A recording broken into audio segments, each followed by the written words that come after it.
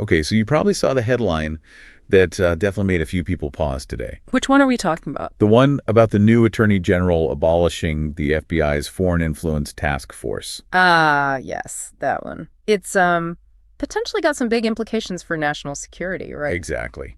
And What? we want to get a handle on what's actually going on, efficiently. The speed of it is notable, Yeah. especially considering what that task force was supposed to be doing. It definitely raises questions. Totally.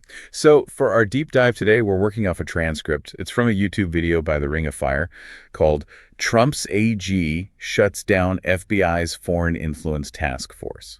Got it. And our mission here is pretty straightforward. Just understand the significance of this move based only on what's in that transcript.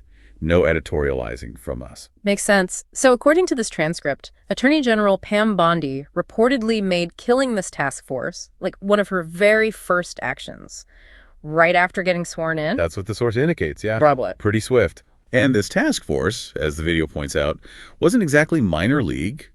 Its job was investigating foreign attempts to influence U.S. elections, our politics, the whole shebang, really. And also enforcing laws against unregistered foreign agents wasn't that part of it. Yes, exactly. That part's crucial. Which, fundamentally is about trying to keep outside interference out of our systems, protecting the integrity. But here's a twist the video highlights. Yeah.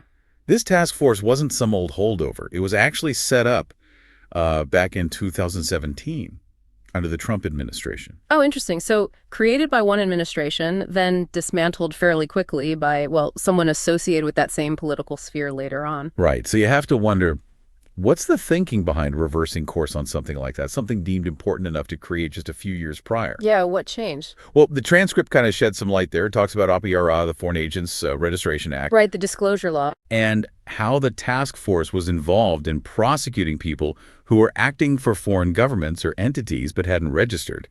The example they use is, like, if you're working for Qatar, you need to register and say so. Transparency, basically. Making sure we know who's trying to influence policy and public opinion on behalf of foreign interests.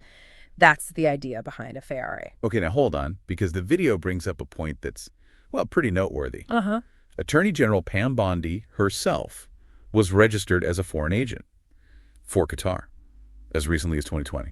Wait, really? The video explicitly states that? Yep, that's what the transcript says. She was registered for Qatar not that long ago. Okay, well, that certainly adds a layer of complexity, doesn't it? The video highlighting that connection, it immediately raises potential questions about, perceived conflicts of interest. The viewpoint in the video transcript doesn't really mince words. It suggests that getting rid of this task force could be seen as good news for foreign powers. Like, It mentions Russia, China, Saudi Arabia, Qatar.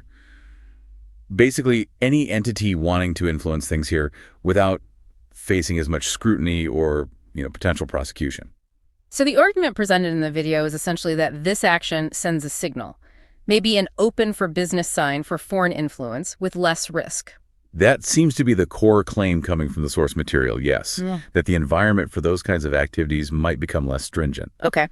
And just to be crystal clear, again, we're relaying the information and arguments from the video transcript.